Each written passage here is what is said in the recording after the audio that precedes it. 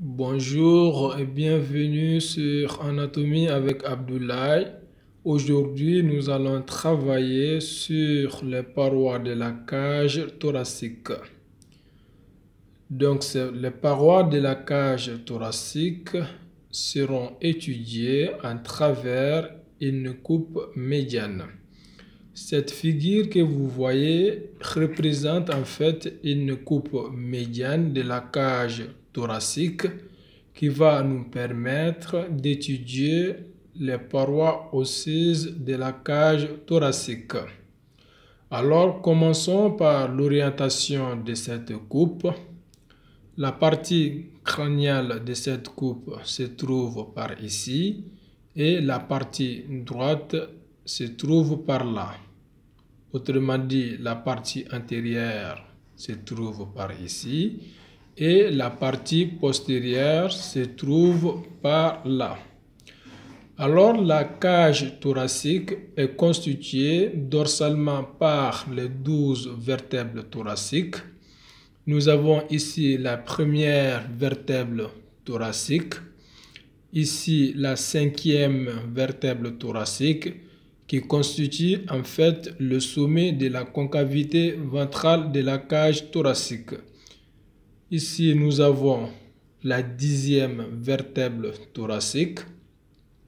Et enfin, nous avons la dernière vertèbre thoracique qui entre dans la constitution de la paroi postérieure de la cage thoracique. Alors, les parois postérieures de la cage thoracique sont constituées par une douzaine de vertèbres. Chaque vertèbre est unie aux vertèbres sus et sous-jacents par l'intermédiaire d'un disque intervertébral.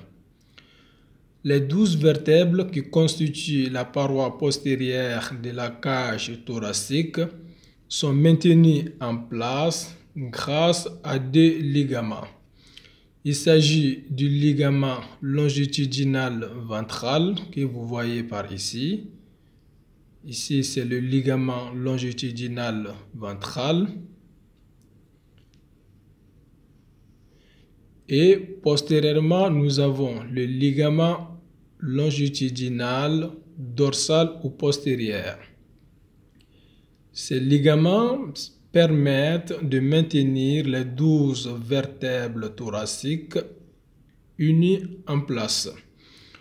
Ici, ce que vous voyez constitue en fait les processus épineux. Les processus épineux qui sont unis par l'intermédiaire des ligaments interépineux et supraépineux.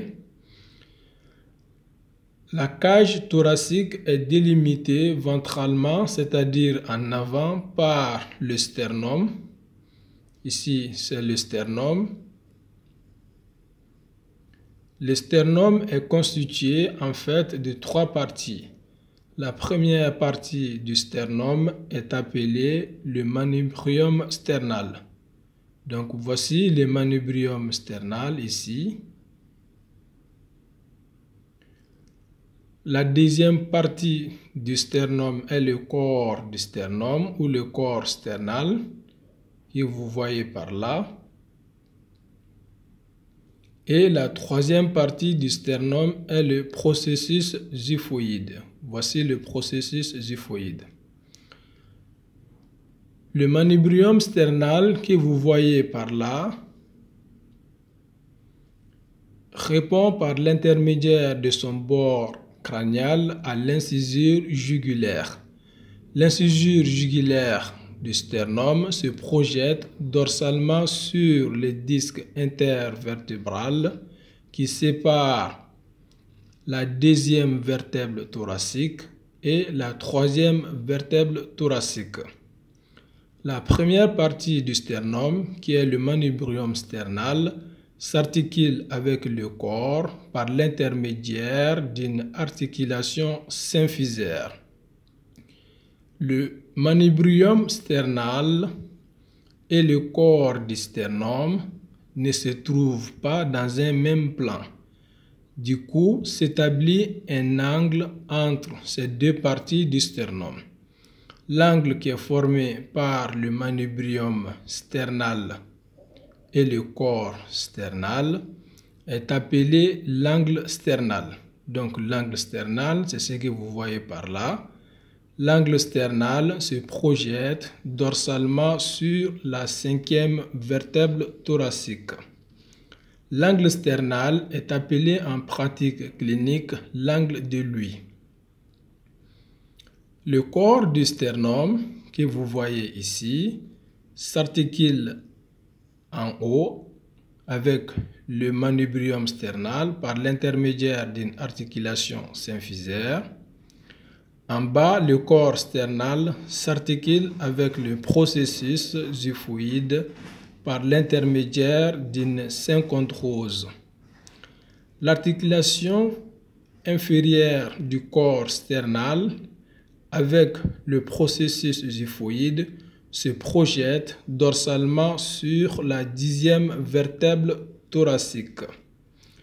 Ainsi délimité dorsalement par les 12 vertèbres thoraciques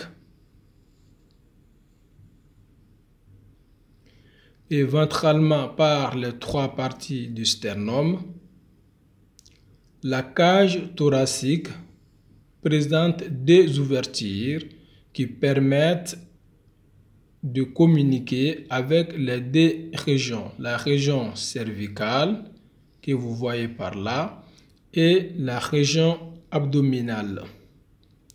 L'ouverture crâniale ou supérieure de la cage thoracique ne présente pas de limite morphologique, c'est-à-dire il n'y a pas un élément morphologique qui délimite l'ouverture crâniale du thorax ou qui sépare l'ouverture crâniale du thorax de la région cervicale. Cette délimitation constitue en fait une délimitation virtuelle. L'ouverture crâniale du thorax répond ou regarde en haut et en avant. Donc vous voyez cette ouverture crâniale qui regarde en haut et en avant. Par contre, l'ouverture inférieure de la cage thoracique présente un élément, une structure morphologique appelée le diaphragme thoraco-abdominal. Le diaphragme thoraco-abdominal sépare la cage thoracique que vous voyez par là de la cage abdominale. Le diaphragme thoraco-abdominal qui sépare la cage thoracique de la cage abdominale présente 3 parties. Ici, nous avons la partie sternale qui s'insère sur le processus xiphoïde. Par là, nous avons la partie vertébrale. La partie vertébrale qui s'insère sur le corps vertébraux.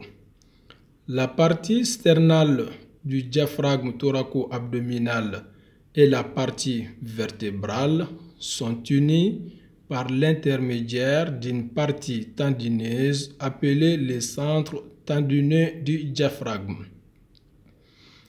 Le diaphragme thoraco-abdominal ménage en son sein 3 orifices principaux qui permettent aux éléments de la cage thoracique de pénétrer dans la cavité abdominale. Il y a un orifice qui permet à une structure vasculaire qui vient de la cavité abdominale pour pénétrer dans la cage thoracique. Cette structure anatomique constitue en fait la veine cave caudale ou inférieure. Ainsi, nous avons 3 orifices qui sont aménagés au sein de ce muscle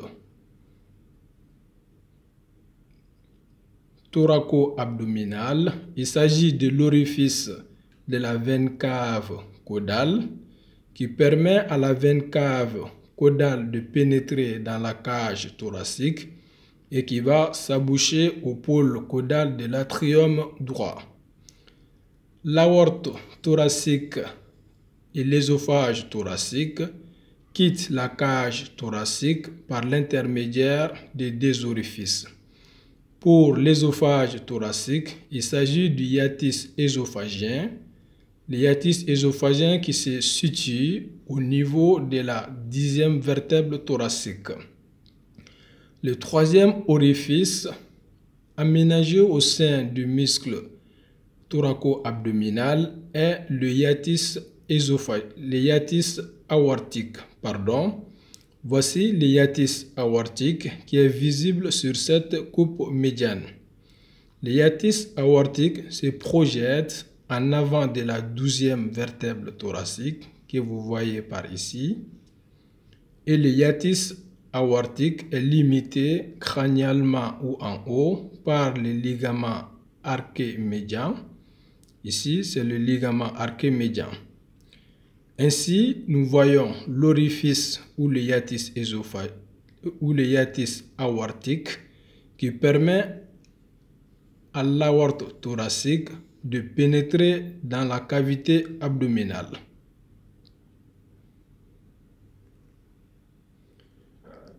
C'est tout pour cette vidéo. On se donne rendez-vous pour une prochaine. Au revoir et à bientôt.